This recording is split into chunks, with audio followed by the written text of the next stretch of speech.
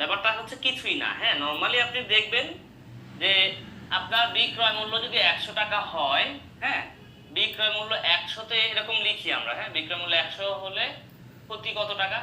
ক্ষতি 10 টাকা, তাই না? এরকম না? বিক্রয় মূল্য 100 টাকা হলে ক্ষতি কত টাকা? 10 টাকা। এখন বলেন বিক্রয় মূল্য যদি দেখেন, নরমালি দেখেন, হ্যাঁ, এই মিউট করেন, হ্যাঁ, বিক্রয় মূল্য 100 টাকা হলে ক্ষতি 10 টাকা। এখন বলেন যদি ক্ষতি 10 টাকা হয় তাহলে ক্রয় মূল্য কত টাকা বলেন তো? ক্রয় মূল্য কত টাকা হবে? বিক্রয় মূল্য যোগ ক্ষতি না ক্রয় মূল্যের ক্ষেত্রে, ওই যে সূত্রটা, তাহলে কত টাকা হবে? এই ক্রয় মূল্য 90 টাকা হবে কেন? বিক্রয় মূল্য করছেন আপনি, বিক্রি করছেন 100 টাকা, 100 টাকা বিক্রয় করায় আপনার 10 টাকা ক্ষতি হয়েছে। 100 টাকা বিক্রয় করায় আপনার 10 টাকা কি হয়েছে? ক্ষতি হয়েছে। তাহলে আপনার ক্রয় মূল্য কত হবে? এই বিক্রয় মূল্য যোগ ক্ষতি না, বিক্রয় মূল্য যোগ ক্ষতি হবে না? তাহলে 100 যোগ 10 তাহলে কত হবে? 110 টাকা হবে।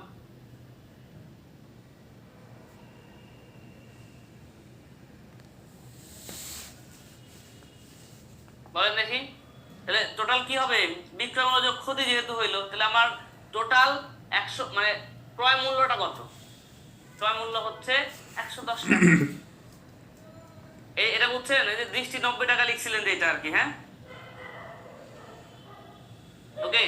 এখন দেখেন আপনার হচ্ছে বিক্রয় মূল্য 100 টাকা, ক্রয় মূল্য হচ্ছে 110 টাকা এখানে, হ্যাঁ। এখন ক্রয় মূল্য 110 টাকা হলে, খেয়াল করেন, ক্রয় মূল্য 110 টাকা হলে বিক্রয় মূল্য 100, তাহলে ক্রয় মূল্য 1 টাকা হলে কত? আর ক্রয় মূল্য 100 টাকা হলে ক্ষতি কত? শতকরা ক্ষতি বের করতে হবে, হ্যাঁ। তাহলে ক্রয় মূল্য 110 টাকা হলে আমার হচ্ছে ক্ষতি কত? ক্ষতি 10 টাকা। তাহলে ক্রয় মূল্য 1 টাকা হলে ক্ষতি কত টাকা? 10 টাকা ভাগ 110 টাকা। এখন ক্রয় মূল্য 10 টাকা 100 টাকা হলে ক্ষতি কত?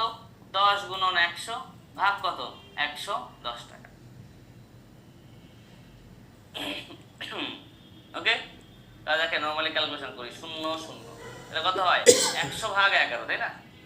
100 ভাগ হয় 11, 100 ভাগ 11 মানে কি? 100 ভাগ 11 মানে কি? 9 11 99, 99 আর 1 100, 9 পূর্ণ 11 1 ভাগ, 9 পূর্ণ 11 11 1 ভাগ, ক নাম্বারটা হচ্ছে आंसर। এটা বুঝছেন? কে সাহা আপু, এই বোর্ড ঠিক করেন।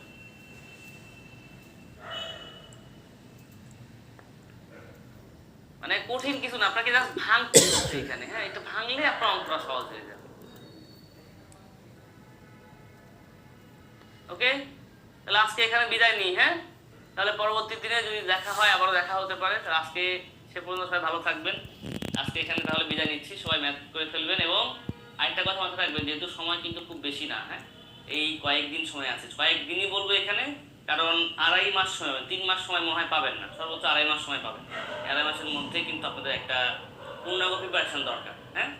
তো এই পূর্ণাঙ্গ প্রিপারেশনের ক্ষেত্রে অবশ্যই এখন পড়ার টেবিলটাতে সময় বেশি দিবেন, হ্যাঁ, ঠিক আছে। তাহলে সবাই ভালো থাকবেন, আজকের মতো এখানে বিদায় নিচ্ছি, আল্লাহ হাফেজ।